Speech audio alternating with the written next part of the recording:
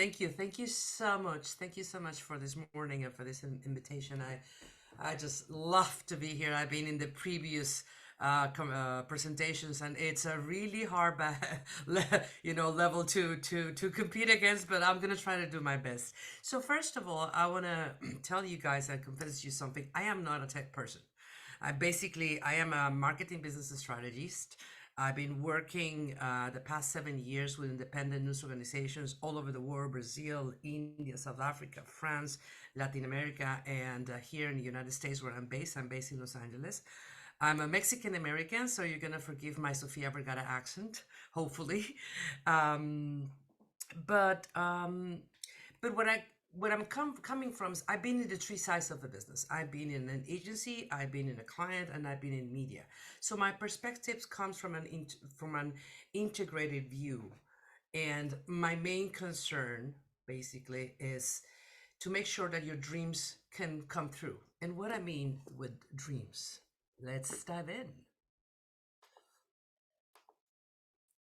Let's start with why. Why are you here? You're going to tell Adriana, please. It's what? Well, because what I've seen is that the journalist soul has this strange conviction to create a new reality. And we believe that you can. But let's face it, the ground has changed under your feet. Journalistic impact requires a roadmap. And what could be the prerequisites for journalism impact? Let's explore some pointers and then we can connect this with technology. Well, one of the pillars of impact is trust and reach. Meaning, if people don't trust in what you do and what you published, no change can come from that. And of course, if no one reads or views your news, there's no change that can come from journalism. But there's an unspoken divide: audience reach. Achieving optimal reach or like reaching a lot of people online, it depends on many things. Depends on the volume of content that you publish daily, the type of content, your technological backbones, marketing, sometimes of course the situation, the political situation, and the ecosystem, and oh, the almighty algorithm. I have done analysis of multiple ecosystems, as I said, in India, in South Africa, in Mexico, in Colombia, and many other places. And I've seen this over and over again. I use SimilarWeb. It's a free tool that you can download, and you can see the traffic of any website in the world as long as it's above. Oh, very low. Okay, let me reach my volume. Is that better? Is that better? Okay, let's see. It's great. So, Can hear you okay. well. So what I've seen is this hyper concentration in few publishers. The website I use, it's SimilarWeb. SimilarWeb is a website, but it's also an extension in Chrome. And you could just put it on Chrome, and once you're navigating a website, you just push the little, it's a circle, and then you can see a lot of data from any website that you're navigating that have in your browser. With that, I have done the like manually these analysis of 100 publishers in India or like 70 in South Africa, and what I've seen is something like this: 12 websites represent 80% of the page views in Mexico, or 9 websites in Colombia. It's over and over and over again. So why audience reach could be such an impossible goal for independent journalism? What I've seen over again is that most of the independent news organizations are either in the middle of the tier or down below. And what is even sadder is that in many times these independent organizations are frequently overpowered by digital apparatus propaganda or websites created for this information agenda. And why is it so hard to gain reach? Well, of course, you don't have the structure, you don't have the teams, but let's face it, the obscure algorithms are consistently changing the rules, and they represent an existential threat to independent journalism. Most of independent organizations don't have the technological skills to optimize their websites and to continue keep up with social networks. But I want to pose a question. Is it a chicken or egg phenomenon? I've seen that in many independent organizations, reach is not an imperative. Many times they don't even consider it as a measure of impact or something important for their viability. So I want to just walk you through some pointers just to think about the fact that even though you might be small, understanding how technology affects how you publish and the distribution of your content is vital for achieving your mission. So let's just talk about how the algorithms can affect trust, reach, and relevancy. As I said before, your story needs to be seen by the right people. But history is written by those who master the algorithms. And what do I mean by that? 99% of the clicks from come from the first page of the search results. 0.78% go to the second or even the third page result. So when I was here in the United States, the Supreme Court ruled against reproductive rights in America. If you search for abortion rights, who are you going to see the story? What side of the story are you going to see? Well, the ones that are in the top 10 results of search. I believe that journalism impact and sustainability are constrained by the algorithms. Google, Meta, TikTok, Twitter algorithms are the gatekeepers of where people encounter the content they consume. So what I think is, if that's a fact, then we need to learn how to feed the beast to make it our friend, or at least not our enemy. But to feed the beast, you need to have your house in order first. And what do I mean by that?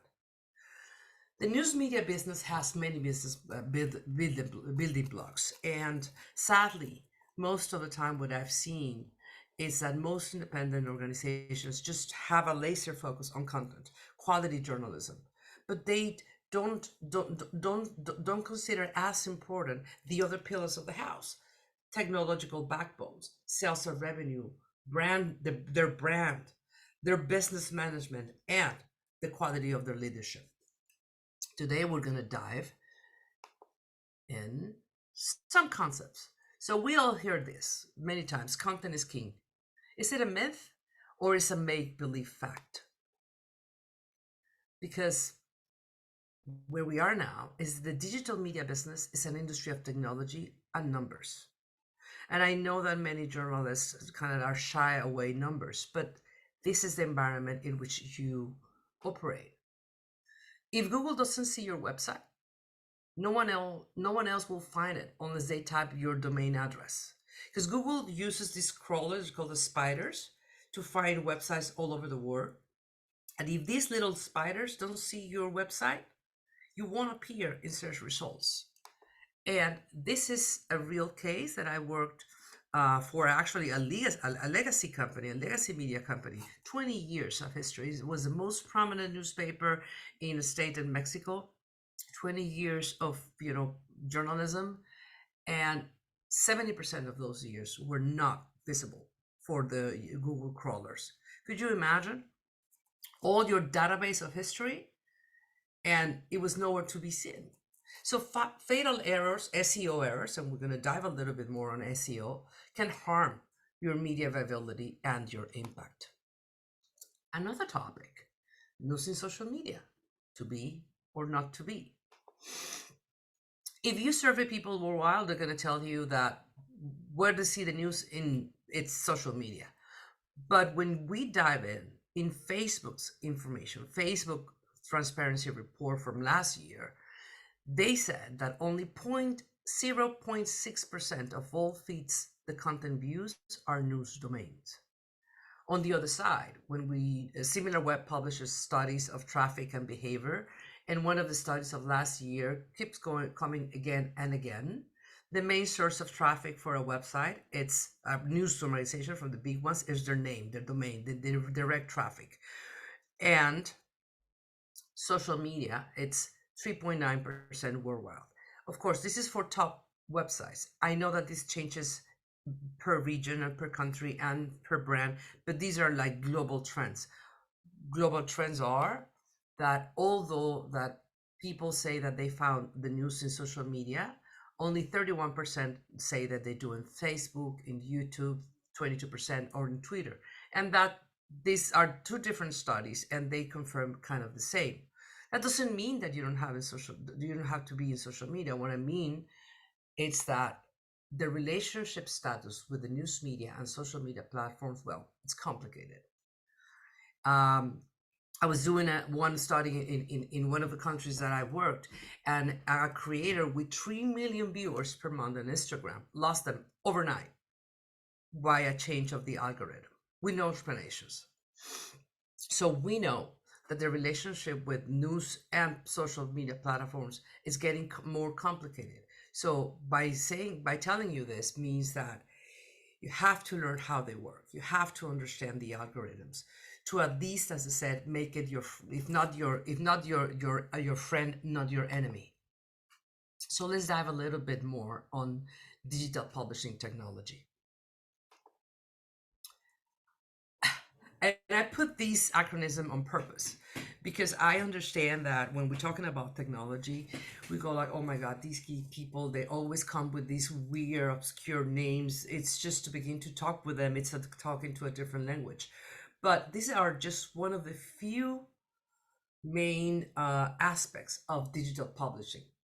SEO stands for search engine optimization, content management systems, client relationship management, database management, data intelligence, user experience, social media optimization, electronic commerce, and the new kid of, well, not so much, but artificial intelligence. So if you're not aware of the technology decisions that you need to make in order for your content to be seen by the right people, it's like you were it's like if you were building a house and you're only choosing you're concerned about the colors of the walls.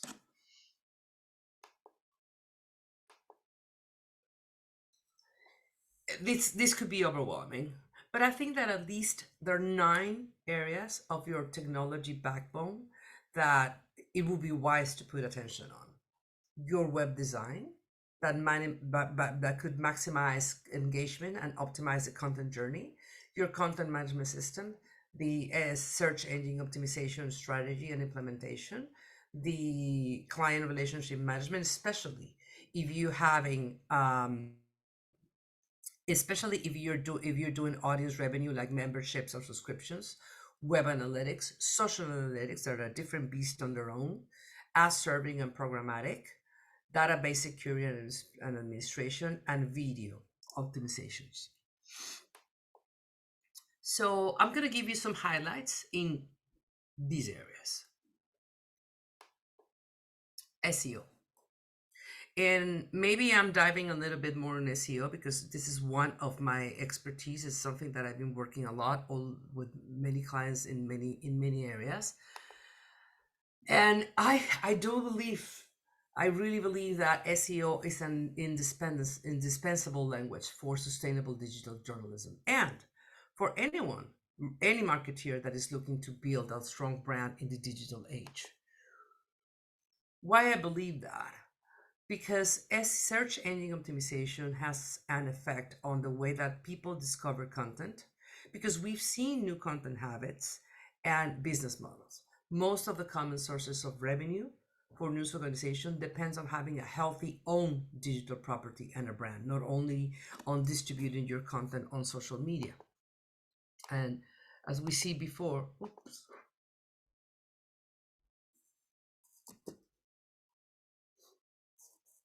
it's after direct traffic, as an average, it tends to be the second after direct traffic. It tends to be the first source of traffic for a news website. And talking about the digital divide, the big news organizations, the titans that have these huge newsrooms, tend to excel on SEO. And I've seen this again in the United States, I see it in Latin America, I see it all over the world. Claudio Cabrera, what used to be the head of SEO for the New York Times, and he's one of the darlings of the SEO industry. There are conferences only for news and SEO. They happen once or twice a year, and he's always a common speaker over there. And he was telling us that in one of those webinars that 36% of the readers, that was data from 2021 from the New York Times, came from organic search. 33 of the subscriptions that New York Times generated, they came from SEO strategy. 43% of the page views came from SEO. And they also, their SEO team has a very strong relationship with the editorial policies. 40% of the stories that they published in that year were recommendations from the SEO team. In UK, Google is the biggest source of traffic for every major news website in that country. And if you're not that concerned about traffic because your strategy is not based on your own website, you should consider another aspect of SEO, which is share of voice. And what do I mean for share of voice? That when people search online for a topic that is core to your mission, if you don't master SEO, they're not going to see your side of the story. For instance, who owns the word news in Google search? And what I mean owns is who ranks at the top. I did this analysis last year, and for instance, in United States, if you Google news, if you put in a search engine news, this is the ranking that you're going to see. Or in UK, BBC. I mean, in Mexico, could you believe it that the BBC Mundo ranks as second after Google instead of Mexican publishers? Well, that's the power of SEO optimization in a big machine of content. This is a case that I worked with in Peru. It was a very small local news, independent news organization. 5 people were in the newsroom, and they cannot compete with the big mainstream publishers like El Comercio, which is Lima, that are huge. They have like 100 million page views per month. But they decided to have a very tight optimized SEO strategy for they're a local publisher in a small city. So they optimized for news in Arequipa, the province where they operate. And they managed to rank in the number 5, which is, the number 1, but they're 5 by optimizing their SEO strategy. Ranking on SEO in your country with the keywords that are core to your mission means playing a part in the long-term digital story. What are other benefits of mastering SEO for a news organization? Oops. Oh, sorry. Well, I think 2 years ago, Google launched a very strong effort for SEO optimization and trust. They even call it expertise, authority, and trustfulness, EAT, acronyms as always. So Google rates whether a site is a trustworthy source based on user behaviors and signals of SEO optimization and technical best practices. What do I mean by that? Very clear. They put a guideline, and there's links from their guidelines. So the things that they see, their crawlers or their spiders, they look at the fact if you have authorship in each article, if you have an about page, if you have easy to contact page, easy to find privacy and services terms, references and external link sources, and easy to find editorial guideline. These things that you might find obvious, well, those are ranking factors. And these are the things that you learn when you learn how to do SEO optimization. I don't know about the questions. Maybe we can address them after I finish, but I see your questions. Revenue.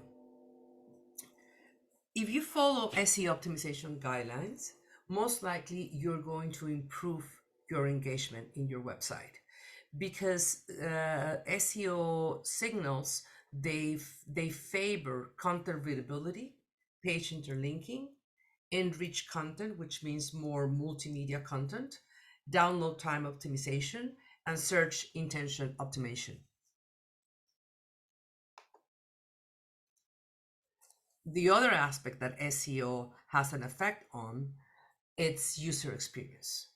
That's another of the guidelines that Google launched pretty, I think that again, it was 2 years ago or something like that, was the Google Core Web Vitals.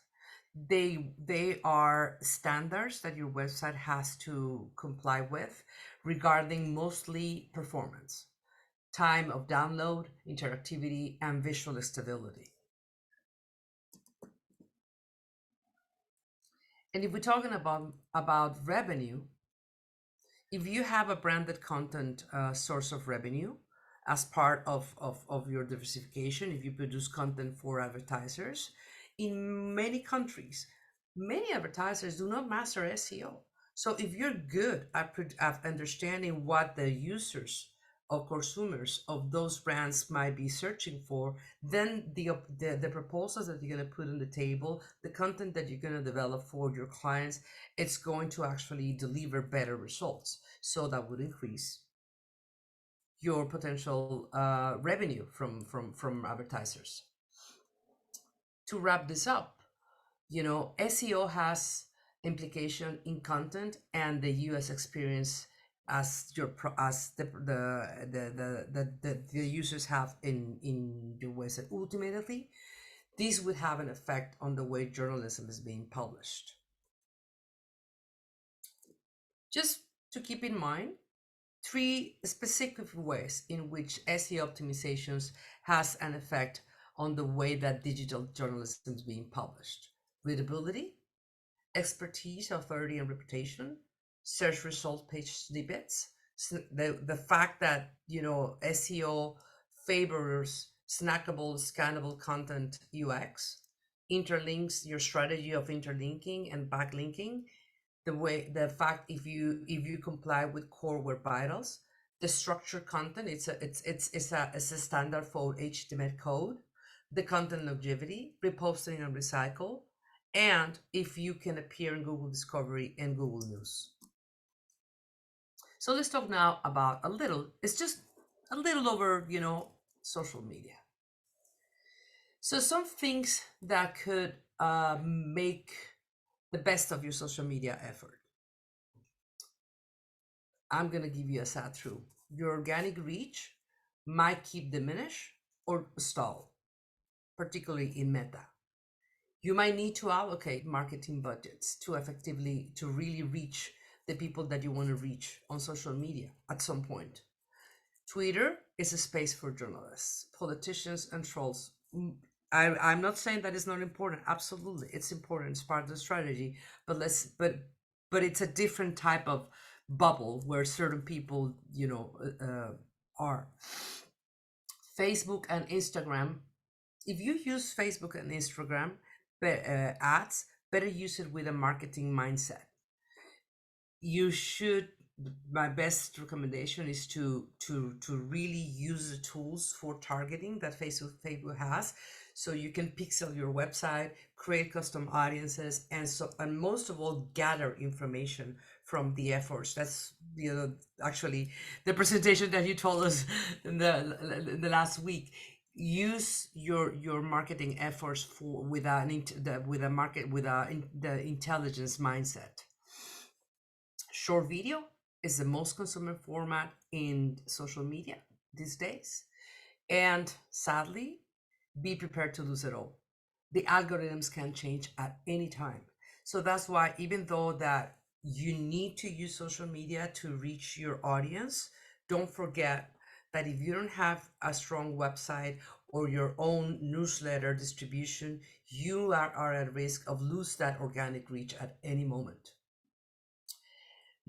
Some of you might be already monetization, getting some revenue from your activity in social media or in Facebook or in Instagram, but that source of revenue is very unstable. It could change with a sweep of an algorithm. From all the social media platforms that I've seen, I'm not advocating for YouTube, but at least what I've seen is the least unfavorable for news publishers. Let's now talk a little about CRMs.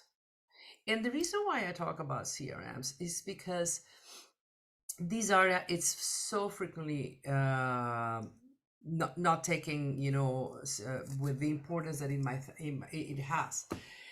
Um, Things like a database in Excel, we all have it. I mean, we all do it, and it's the cheapest and easiest way to create your database, but it's not a secure database per se. Unless you know how to program Excel and do this data mining and pivot tables and all the stuff, it is really hard to crack those databases and understanding your segments. Right now, I'm working on a very small database, 900, for audience revenue, which is a lot of revenue for a small organization in Central America. And oh my God, just finding the segments and of behaviors of that database, it's take me a lot. MailChimp, it's not a CRM. A custom management system is not the same as the automated marketing platform. What do I mean? The place or the tool that you use to have your database of contacts and emailing is not the same as the same platforms that you can use to automate the messages that you send for them. That's what I'm saying. And sadly, most of the good customer management systems platforms are not for free, and there's so much specialization that you might need, to dedicate some time to choose the right fit for you. Let's talk a little bit about video optimization. We are in the era of a video gold rush. Everybody's jumping into producing video. It has become an increasing source of content monetization. I have seen small news organization covering their operational costs, 30% of their operational costs with video monetization. But to monetize video, you really need to understand how the algorithm works. As I said, you need to feed the beast. I'm going to give you an example. Because let's face it, social media algorithm goal is to keep people glued to the platforms. They're going to promote the content that keeps people watching and coming for more. And how do you feed the algorithm to promote your content? Well, you have to understand what are the signals of interest. But I can talk about this a lot, for hours. But just to summarize, one of the most important are click-through rate, CTR, and watch time. So you need to feed the beast in order for your videos to be shown on social media platforms. But just to give you a little, a flavor of the specialization of optimization in each of these areas that I'm touching, particularly in video, thumbnails. Let's talk about the thumbnails. The thumbnails are these little miniatures that appear before the video plays. I know Adriana, all of us know what this is, but just in case.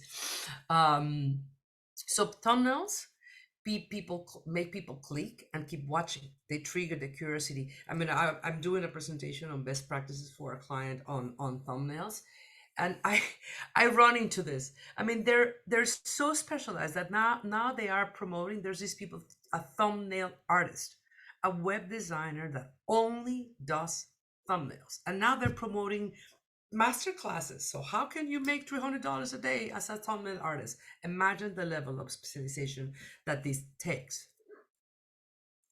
But so I told you, right? Maximize click-through rate.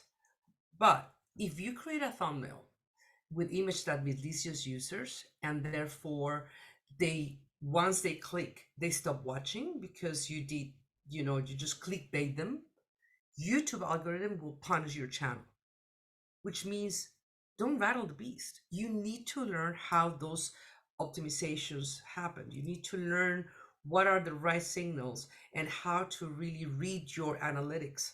And each analytics is different. Web analytics, now it comes G4, now it's going to be, and YouTube are completely different than YouTube analytics.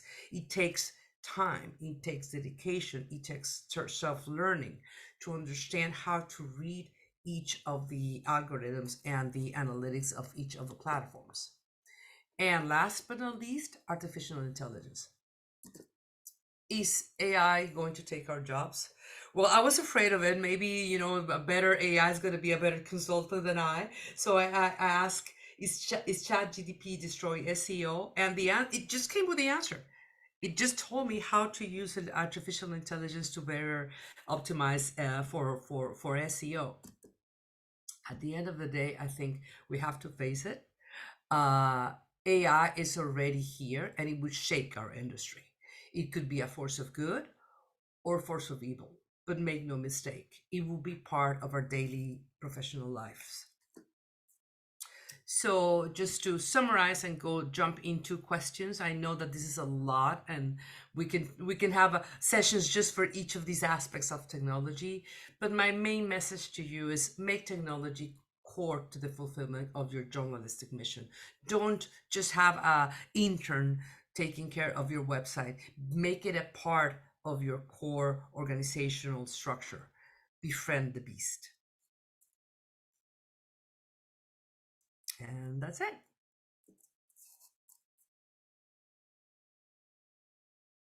I'm here. Hey, okay. Okay, I love the photo. Is that a wolf? Yeah. All right. Thanks, Adriana. I think that was outstanding as usual. And I know sometimes it felt the same way when I spoke a couple weeks ago. It feels like you're just not sharing a lot. You're being superficial. It's a lot of content, and we truly deserve a 1-year relationship to learn at least half of what you already know. But anyway, I think we do have several questions. Anna, can you take over?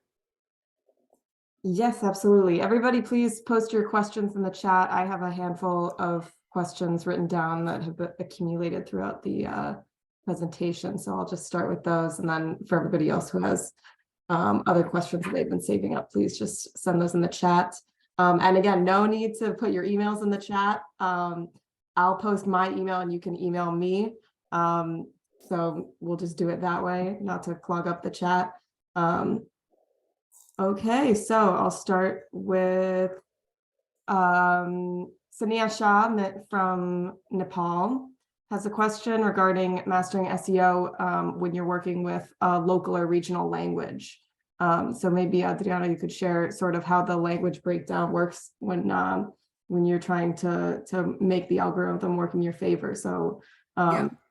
is it more challenging when you're working on a local or regional, when your products are in a local or regional language as opposed to something like English or Spanish that's I think that on the contrary, it could be easier because most of the time ranking, I mean, the competition for certain keywords or words could be lower.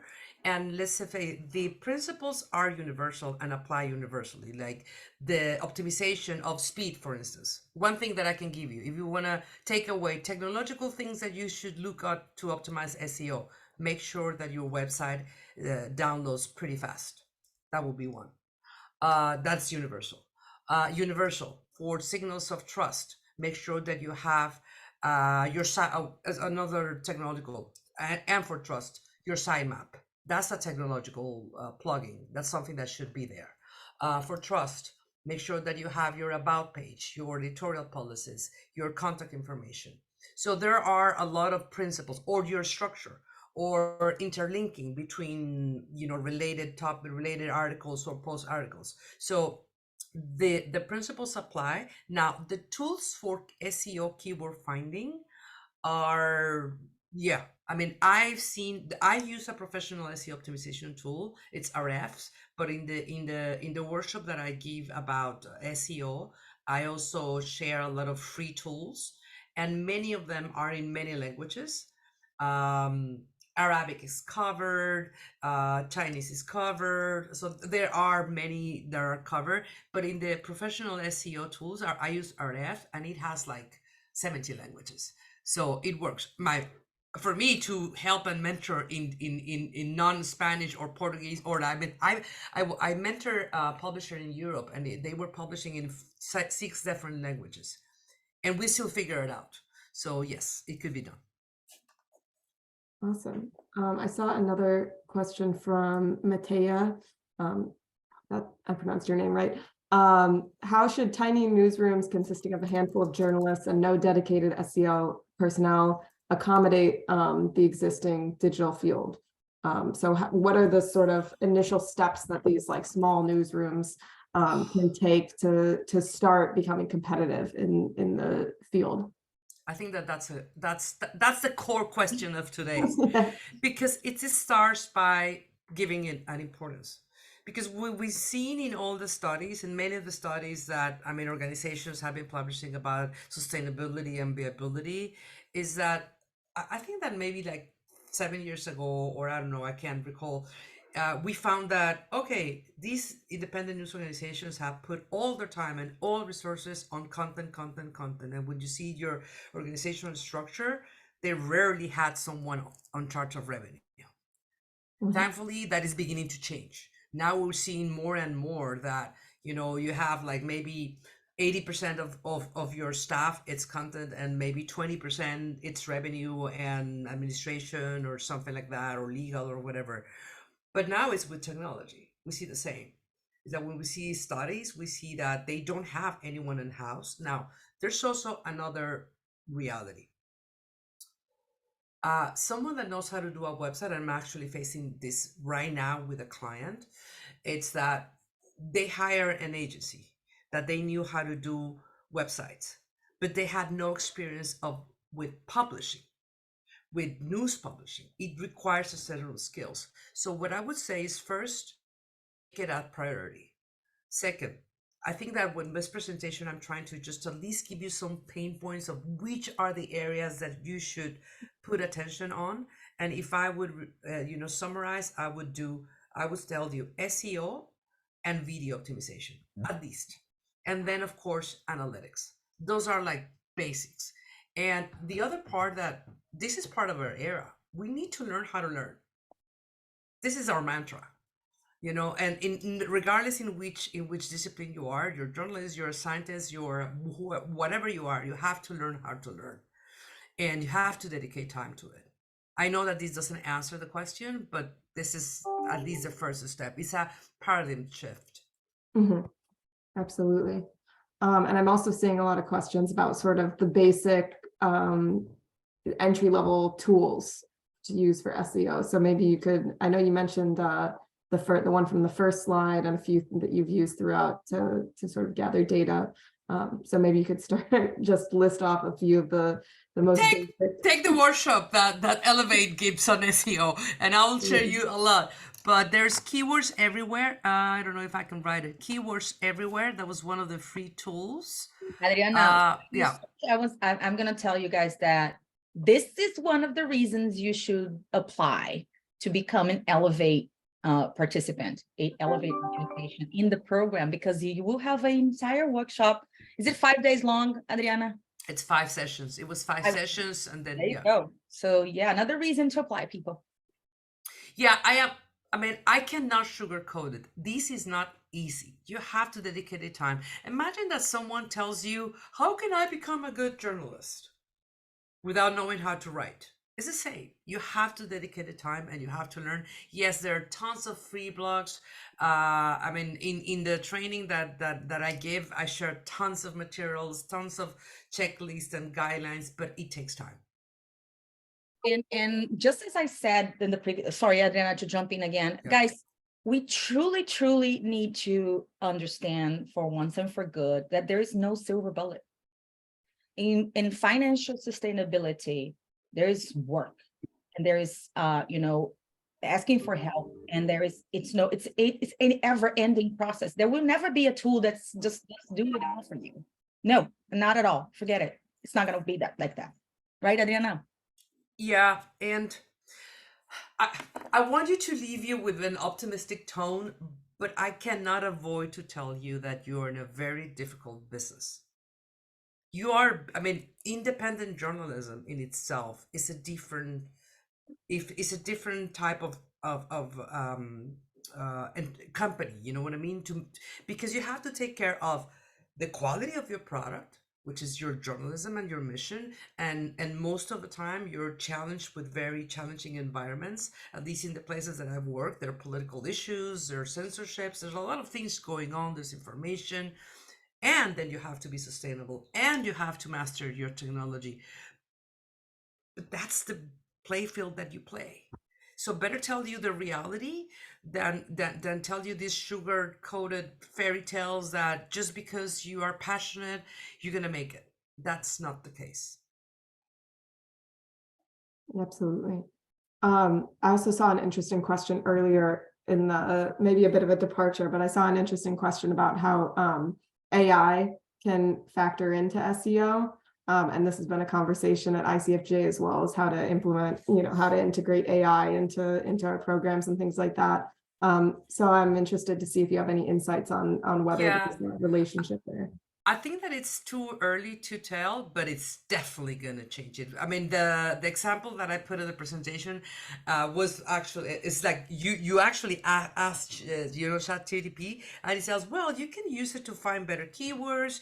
You can use it to actually write like maybe a draft of your piece. And yesterday I saw one of the leading experts on SEO and news publishing, and she was saying that, she actually used it like, uh, look for keywords and then use a professional SEO tool and then feed with those keywords the AI. And so yes, the SEO industry is jumping in on it, and it's definitely going to change the way that we optimize. But at the end of the day, if you don't know the basics, I think that jumping straight with AI without understanding what SEO is about would be a mistake. Yeah, absolutely.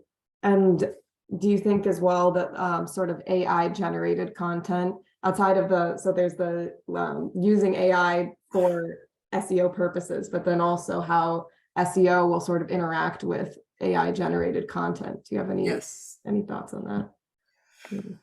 Well, phew, I think that's gonna be a full debate on this.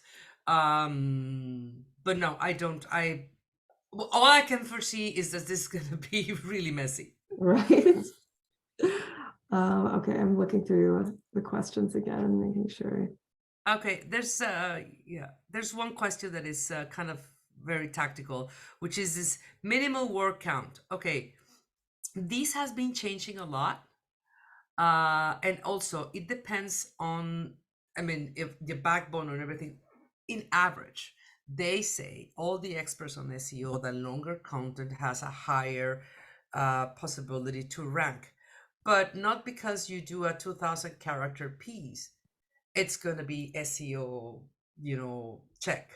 Because if you don't have your right title, if you don't have the keywords optimized, if you don't have interlinking, if your website is slow, then it doesn't matter if you publish 2000 pieces, or if you don't have like subtitles and H2 or H1s. So yes, longer pieces, that's the general recommendation.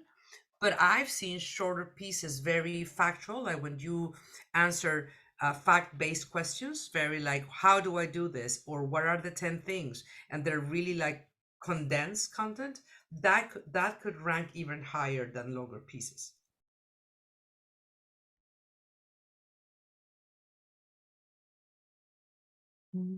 Amazing. So again, I'm seeing I think there's a lot of SEO beginners here. So maybe do you have, Betty Johnson bio asks, for a beginner who has no prior knowledge of SEO, what specific steps would one follow? So sort of like what are the initial, you started in marketing, right? So what were the initial steps that you took to sort of get into this world, to teach yourself about this, to figure it all out? I mean, I started Googling SEO for publishers, basically. And I mean, I can share with you a list of, I mean, as somebody asked, what type of newsletters or blogs do you read? I mean, I read like at least, I'm subscribed at least like a 20. and I do because it's like the news, the trends, the Reuters Institute, Oxford, or Neiman Lab, or news media and publishers, or SEO experts. So there's a whole list. I cannot tell you. I could write you after and send you just a list, but there's so many that, as Christina said, join Elevate. Yeah. And then Julia Bernacci asks, could you give some tips on sort of basic video optimization? Yeah. Oh, I am in the past 2 years I've been diving, into video and YouTube optimization. I actually um had the fortune to be invited to the it's a annual retreat in YouTube here in California for news publishers, and they were like 90 publishers from 29 countries, and the first, YouTube is a multi-format platform. So we're talking about shorts, we're talking about clips, and we're talking about long format. For them, long format is 20 minutes. Clips are 2 to 5 minutes, and shorts, we know it's 1 minute. So you have to have a multi-format strategy. Second, optimize thumbnails. Put a lot of thought on your thumbnails. And there are best practices from thumbnails. Thumbnails are different depending on the industry. Like thumbnails for gamers are really loud, and thumbnails for news could be different if you're doing breaking news and if you're doing opinion news. But I would say that you need someone to look to your YouTube analytics and start looking for metrics on views, metrics on watch time. Look for watch time. Watch time is one of the most important KPIs. And watch time is not only the number of minutes that people watch a video, but the percentage. Because if you post a video of 5 minutes and you look for, and the people stay 40% of the time, that's outstanding. But if you publish a 20 minutes video and people stay, let's say a 40 minutes video, and people stay like 15 minutes, that's good. But you know what I mean? It's the percentage of the watch time. That's one of the things that triggers the most in terms of optimization. Playlist, do your playlists. So because the YouTube algorithm takes signals from wherever it can. Another thing, a very important signal is engagement. And what means engagement of it's the community. So if you have a community that sends you comments, engage with them, because that kind of interaction triggers eventually more views too. Yeah, that also touches on a question I saw earlier, the asking about sort of following versus engagement, and where those rank on when you're trying to maximize SEO, when you're trying to broaden your reach. That someone mentioned that they see a lot of accounts that have a lot of following but very little engagement on their posts and things like that. Okay, this is a great question because it helps me put an example. When we're talking about these abstract contests of ranking and engagement, we need to contextualize in which platform we're talking about. Because if we're talking about a website, ranking is not an abstract. My recommendation, and the way that I try to work with the clients that I work for, it's to have like a strategic, like thesaurus or list of keywords that you would think that are core to your mission. For instance, if you cover corruption, or in your country, you would want to know who ranks atop of people of like, or the last elections. Those core keywords should be part of your strategy of optimization, but that's ranking. Now, engagement there, it's like the time that people spend reading the article, or if you have signals of referral traffic, for instance. So that's a different meaning. If we're talking about Facebook, well, how many how many organic views can we get through each post, or organic views in a certain period of time. More and more, I'm trying to encourage, especially in social media, encourage news organizations to think about segmentation, because it's unrealistic to compete with the big ones. So you better choose your core audience and try to understand if you can actually, what percentage of that core users you reach. Engagement in YouTube is a completely different beast. And if you're talking about, if you have a live podcasting, engagement is a different animal, because that's where you could have super chats. So that's a different thing. So again, each platform, you need to understand the implications of the concept in each of the platforms. Absolutely. I think that's a great point. Since this is such a big topic, it's such a big field, like there's when you talk about SEO, it's not one thing, it's like 5 different things for depending on where you work. Oh yeah. And there's by the way, a very good tool for SEO optimization on YouTube. It's vidIQ. vidIQ. VIEQ. Let me write it down. It's I think it's vidIQ. And it works in most of the languages, as far as I've seen. Okay, cool. So that's like a video, sorry. It's for YouTube. Yeah. Nice. Yeah, I know it's too much to take. I don't want to scare you. I just want to trigger your curiosity and put it in your mindset. That's basically. But the other thing I can tell you, it can be done, because I've seen it working. I've worked with, and Christina is not gonna let me lie about this, because we have worked with particular very challenging context, and improvements can be done. Guys, we have some minutes yet, but I really want to tell you that the goal of Pre-Elevate here is exactly what you're feeling now. It's kind of like, oh my God, there's so much to do. That's exactly what we wanted. We wanted to open your eyes, and you see what's real. See that you're probably not doing many crucial things from the business perspective to the finance perspective, from the audience perspective, from the technology perspective. So it's quite challenging for us to not scare you, but face this moment as a mind change, a turning point in your capacity as a manager, as an entrepreneur. If you do not turn those stuff on, those plugs, if you do not plug those things, I would say you're doomed to, shutting down your newsletter, your podcast, your website, because lots of people are doing these things. So yeah, I mean, just think about this moment. And I saw some people say, oh my God, it's a lot.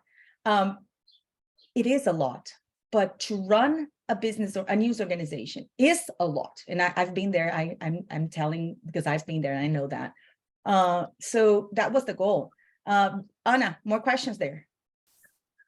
Plenty more questions. I think on that note, though, I'd like to ask Adriana one question. Just, you've been, I think, you've been a part of most of our sessions so far. So given like the past 4 weeks of webinars, where would you place sort of SEO, video optimization, this emphasis on technology? Where would you place that in the importance of business strategy? I think it connects to everything that we've said, finance and communications.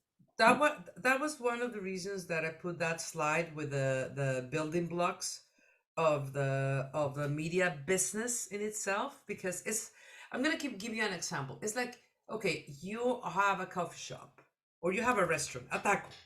Let's put tacos. You have a taco place, you have a restaurant, and you think that your business is only about serving the tacos on the table. And you're not thinking that you have to have a kitchen, but also you have to have someone that knows how to buy efficiently, because if you overbuy lettuce or you overbuy chicken, then it's gonna get rotten. So you need those pillars. You need to understand content. You master content. We take that as a given because you're a journalist. But you need to master. You need to have time. I mean, if you share the time and the resources for your company, needs to have these content, technology, strategy, business revenue, business strategy, and and your brand. Not least, your brand matters because your brand could actually what drives audience revenue. Then your business strategy, and also yourself. You have to become a leader and run organizations. So I can. It's a whole pole. It's like you want to have a table without 4 chairs. It's not going to stand. Adriana, I'm jumping in again. One important thing that I would like to add to Adriana's answer is you probably cannot do all those things by yourself. Exactly. You would go crazy, and I did. You probably need to know, and then those who will be in Elevate will have the opportunity to do a session on human resources. You have to find the people in your team who are better at each one of these categories and give them the backpack. They need to carry that for you. If you're creating content, let somebody else run the strategy in business, let somebody else take care of finance. And if it's the opposite way, you cannot care too much. And I see that somebody said that they invested a lot in their business and they wish that we had come earlier. That's exactly the drive between Elevate. When I arrived in ICFJ, I wanted so bad to avoid people doing what I did wrong. So again, I brought these these 3 people, to give you this inspiration. It's not going to be easy, but can be done. Yeah. Again, next question. Sure. I think so. Talking about tying together all of these different elements. I think Marcelo asked, we've started a redesign for their website, and they're afraid of missing out on some of these crucial steps with SEO. And so do you have any recommendations regarding sort of tying together these ideas of a brand, of financial allocations, of SEO, of optimization, all kinds of optimization? Any sort of ideas? I don't know if I can address the question because one is the redesign of the website, and the other is the structure of the company.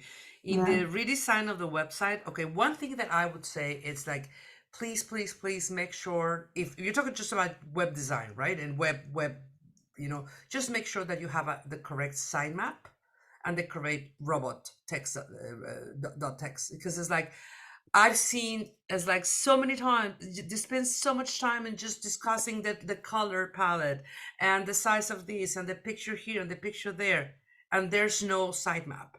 And a sitemap, it's an HTML code that has to be written in a certain way and has to be done in a certain way for Google, for those little spiders to find your website. If your sitemap is not well placed, you're not even playing.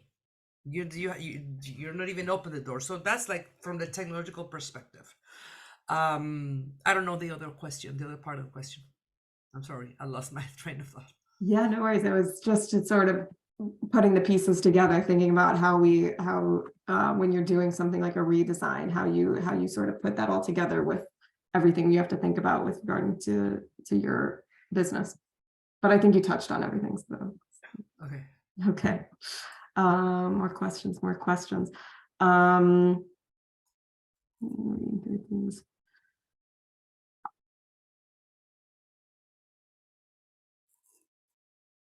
One person asked about sort of content. You mentioned, different platforms that you might produce content on, but one person asked about content size, content length.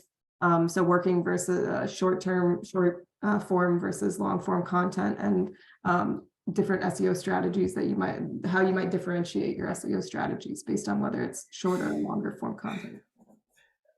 Okay, one of the things that I always kind of go back to is like I always start with, okay, let's start from the beginning.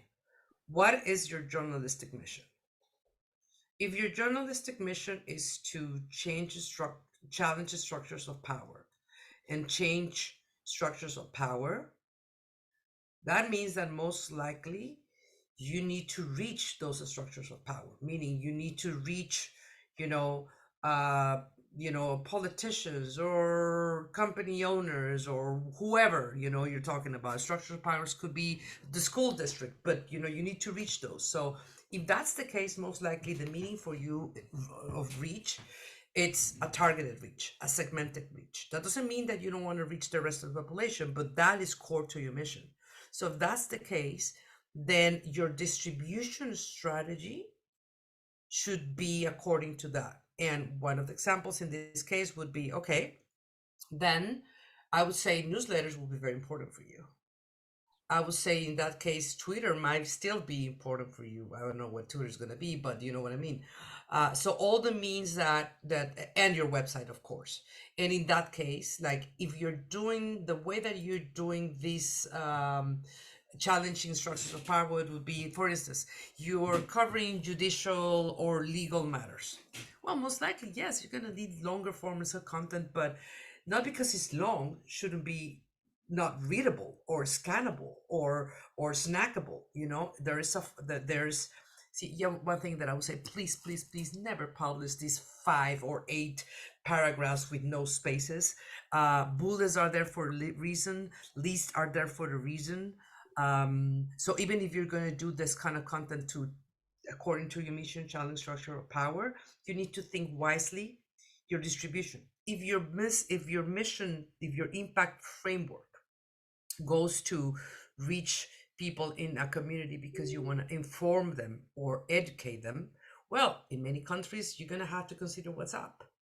And you're going to have to consider, maybe YouTube, because video is king for more and more, So the allocation of how much you become an expert on what, and I don't want to call it, I call them platforms, but basically I call them windows of contact with your audience.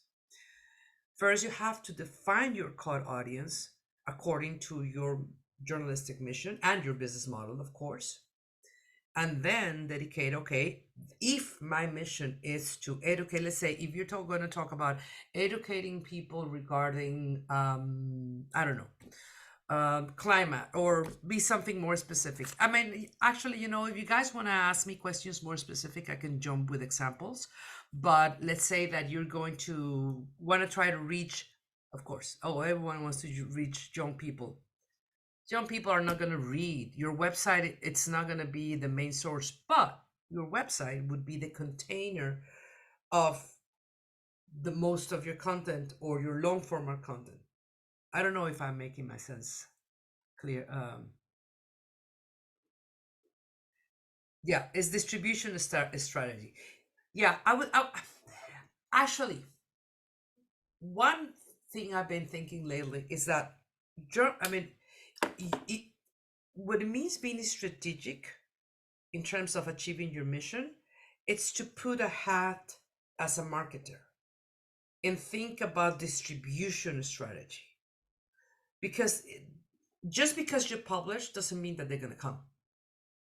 Just because you optimize doesn't mean that the right people is going to come.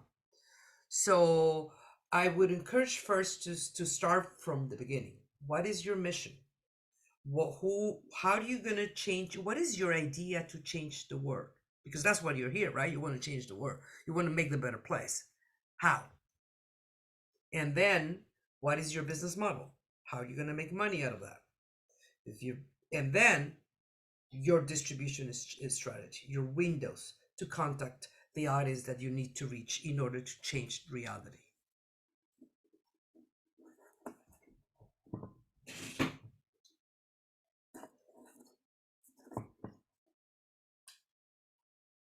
Okay, we have a more specific question here from Preeti.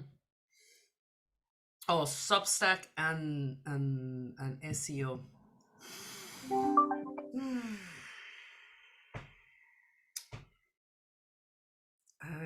I am not sure about that. I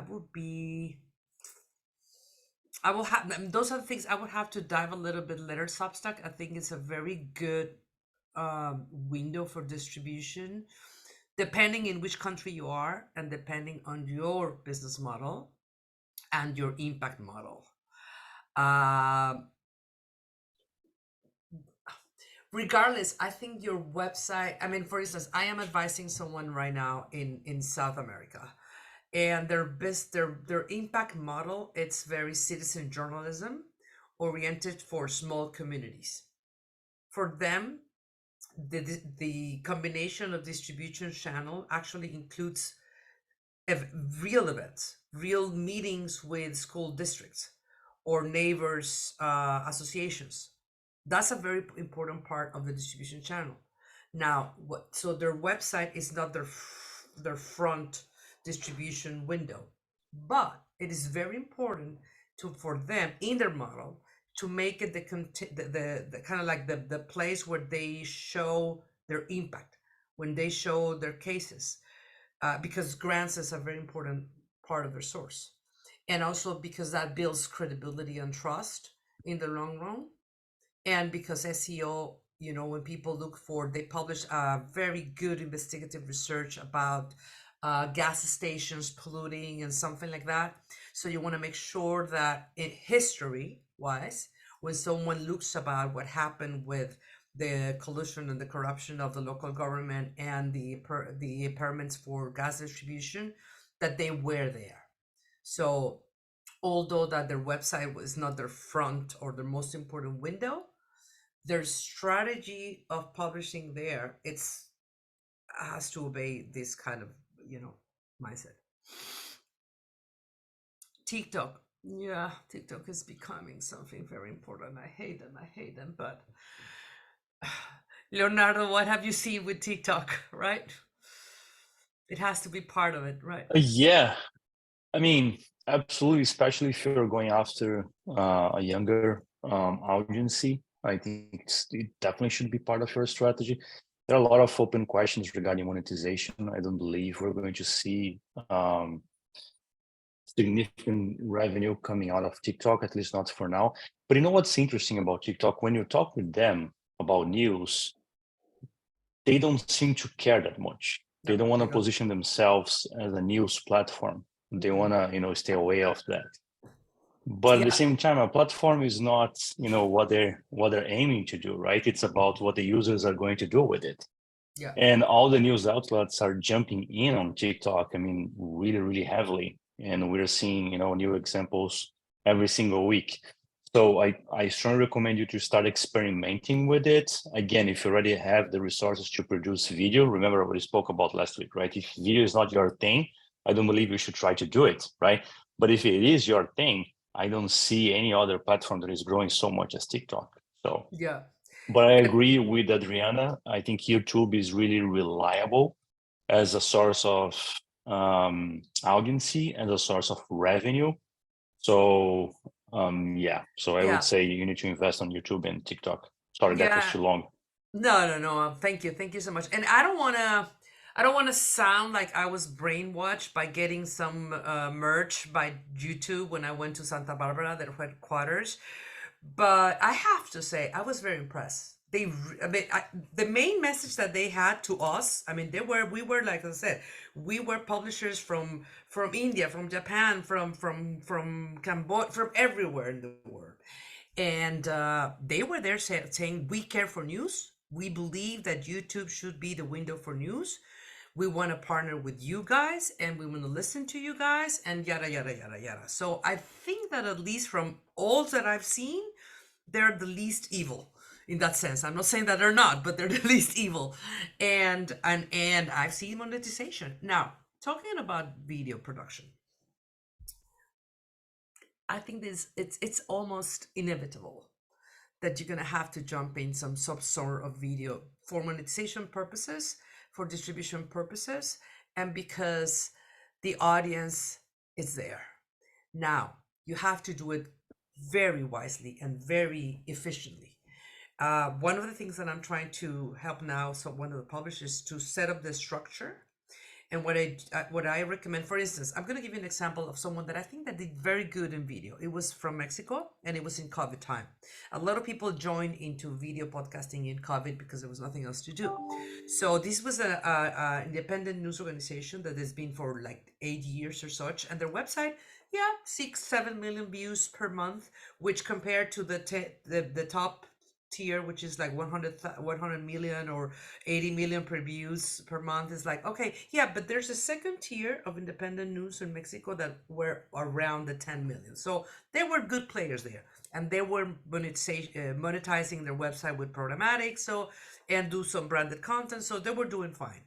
Then they COVID came, they jumped into video podcasting, and this is an older journalist, meaning my generation, so we're not, and he just jumped into live shows.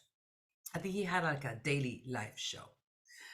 Live shows are very easy to produce if you're good on camera, and if you really had good content, you have something worth to say, you could jump into live streaming. Of course, that takes a lot of work, but they dedicate that, they have all the time, so they did it every day. To make the story short, right now they have 1 million subscribers. I think that 20% of their audience comes from United States, 60% of their revenue comes from the United States, and I think they say that they were doing like $400,000 per month. It's like amazing. And it's like, how do they get so much traffic from the United States when they're publishing, just content from because many countries have diaspora, right? I know that Mexico has a huge diaspora in the United States, but the case was that in the chats, they were interacting with the community as if we're radio in the old days. Oh, I have Pedrito, sending a message from New York, and he said that he just have quesadillas this morning. How are you, Pedrito? So he was bringing the old, because he's an old man. So he's bringing his old media type of, skills and experience to a new platform, and they are very successful. But what I was going to say about video is that one of the secret sauce of their growth was what I called the, Cristina, você vai entenderme, o filete. They had a big steak and they started slicing it. So the show was, the live podcast was 1 hour, but then they have a video editing team to cut in the right place and produce those shorts of 1 minute and those 2 minutes. And then that's for YouTube. The same recycling, then they repost it to TikTok and they repost it to Facebook. So they make a very efficient machine based on producing 1 hour show live that requires very little it requires pre-production, but very little live production if you're good with the mic, right? And then a lot of recycling content in the back.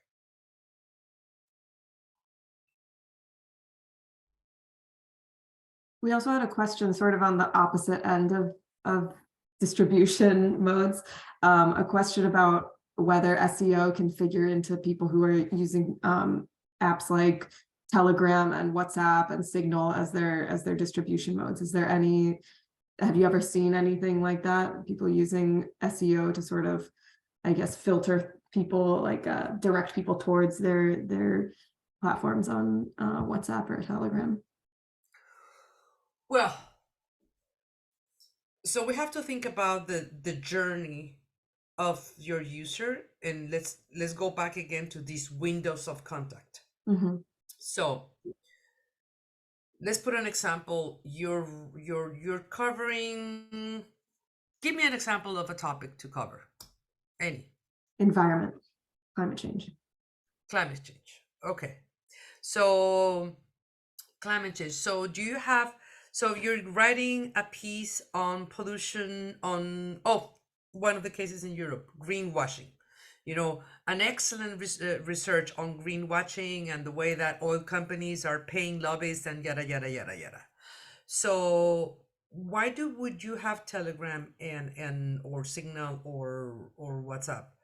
as an afterthought, because most of the time those pieces, if it's a long piece, it's going to have to be read on a website, right?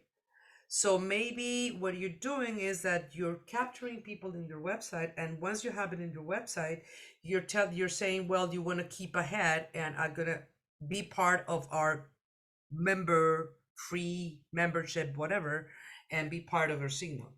That could be a way, but you start with your website and SEO is optimized to get greenwashing, blah blah blah. I don't know if that answers that kind of that question. Yeah, I think that's a great example. You know, it's tricky when it's something more private like Telegram and WhatsApp. So Somebody's asking, is 100% necessary to subtitle the videos? No, it's not 100%, but it helps for YouTube SEO. Yes, there's, by the way, you have website SEO and you have YouTube SEO. It helps. It's not 100%, but I've seen it more and more that particularly for news or for many, there is this new thing coming, which is hover in YouTube, where you're scrolling your timeline, your videos, and you start seeing that when you kind of put your cursor on or your finger, the video starts without autoplay, without sound, and some have these captures, and it's another way to capture the attention, because although the person has not actually clicked on the video, it starts seeing what it's all about. But it's not yet essential, but yeah, it could help. It says, what about snack video? Oh, that's another thing that is coming on the discussion. Because YouTube was paying creators. By the way, YouTube has a structure. One of the things that fascinate me the most, I mean, is like the structure of YouTube. They have the head of YouTube algorithm, blah blah blah. The guy in charge of the almighty algorithm, and then they have the head of partnerships, which, by the way, she's Brazilian, brilliant woman, and she was so partnerships are organized by industry. So gaming creators, content creators, music content creators, educational content creators, and news. And each of those verticals have a head. And then they have UX. They have the UX, the usability for the algorithm, horizontal, but also vertical. Because music experience is once news experience, they want to make it a different kind of news experience. So one of the things that they were doing is that they were incentivizing creators to create shorts, and they were giving some kind of grants or some kind of money. Now that they bringing advertising to shorts, allegedly in February you were going to start getting money for shorts. It's not coming as we or everybody was expecting. Shorts are not being monetized as longer formats like the 5 minutes or 2 videos or the longer formats, but I would say it's a very relevant and useful format within the platform to capture new users. okay, so we've got 5 minutes left. I saw a question way back that, oh, my video's gone. I saw a question way back that was just sort of about what's the future of this digital world. So maybe we can. Oh God, I saw that question too. I saw that question too. Okay. Despite of what all I said, I'm an optimist.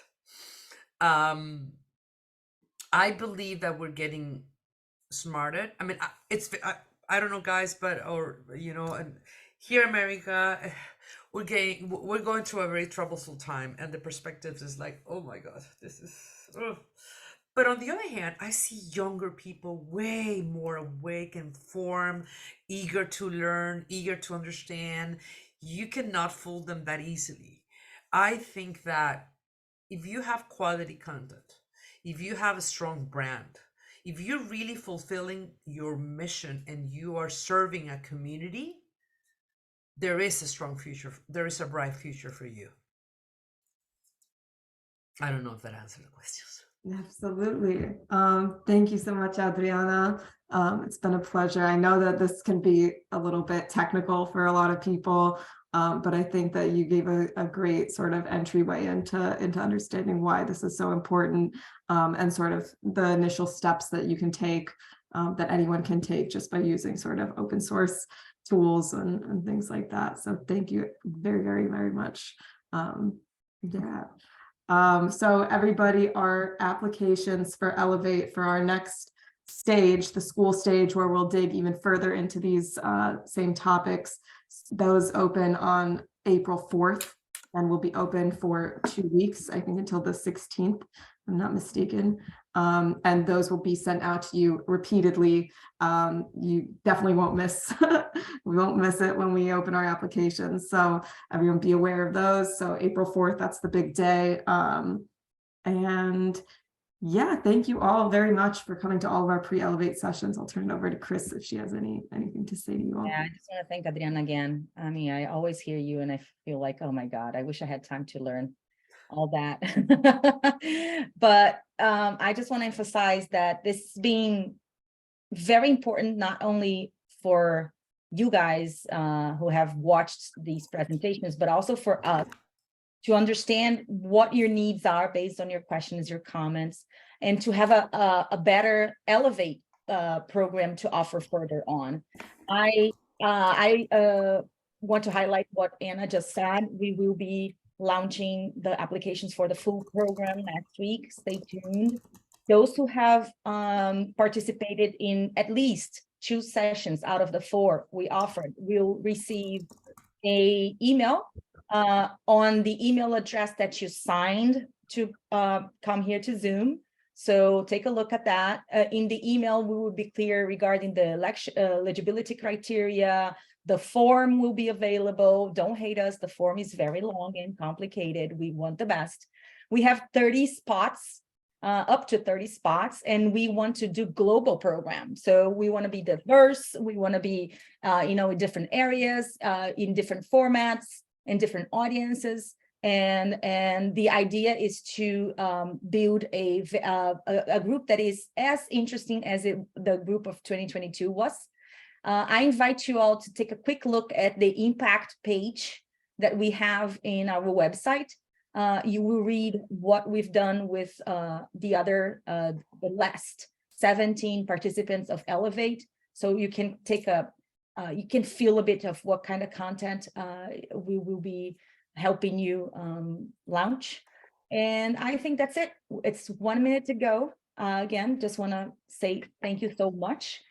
You will receive an important email with a survey about the quality of the sessions and the quality of the speakers and the organization.